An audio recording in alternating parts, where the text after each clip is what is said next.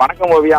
கர்நாடக மாநிலத்தில் உள்ள கபினி அணை மற்றும் கிருஷ்ணராஜசாகர் ஆகிய 2 அணைகளில் இருந்து திறக்கப்படும் உபரி நீரை பொறுத்துதான் ஒகேனக்கல் காவிரி மற்றும் மேட்டூர் அணைக்கான நீர்வரத்து அதிகரிப்பதும் குறைவதுமாக உள்ளது. ஆகஸ்ட் மாதம் 4ஆம் தேதி முதல் 2 அணைகளில் இருந்து திறக்கப்பட்ட தண்ணீரானது ஒகேனக்கல் மற்றும் மேட்டூர் அணைக்கு வர தொடங்கியது. நீர்வரத்து 54 கன அடியாக இருந்த நிலையில் அதனைத் தொடர்ந்து படிப்படியாக உயர்ந்து 19,000 கன அடி வரை நீர்வரத்து அதிகரித்தது. இதன் காரணமாக மேட்டூர் அணை நீர்மட்டம் 79 அடியிலிருந்து படிப்படியாக உயர்ந்து தற்பொழுது 90 அடியை எட்டியுள்ளது.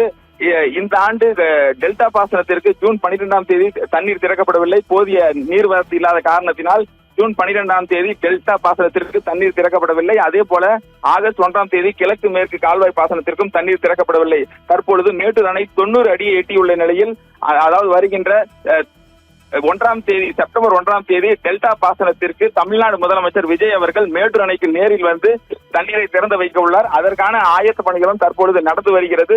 மேட்டூர் அணையின் நீர்மட்டம் தற்பொழுது படிப்படியாக உயர்ந்து வரும் நிலையில் 90 அடியை எட்டியுள்ளதால் தாராளமாக டெல்டா பாசனத்திற்கு தண்ணீர் திறக்க முடியும் என்று நீர்வளத்துறை அதிகாரிகள் தெரிவித்துள்ளனர். தற்பொழுது மேட்டூர் அணைக்கான நீர்வரத்து 6,702 கன அடியாக அதிகரித்துள்ளது. குடிநீர் தேவைக்காக 2,000 கன அடி வெளியேற்றப்பட்டு வருகிறது. தற்பொழுது மேட்டூர் அணையின் நீர் இருப்பு 52.59 TMC ஆக உள்ளது. இதனால் திட்டமிட்டபடி வருகின்ற செப்டம்பர் 1ஆம் தேதி டெல்டா பாசனத்திற்கு தமிழ்நாடு முதலமைச்சர் தண்ணீரை திறந்து வைக்க உள்ளார் ஓவியா.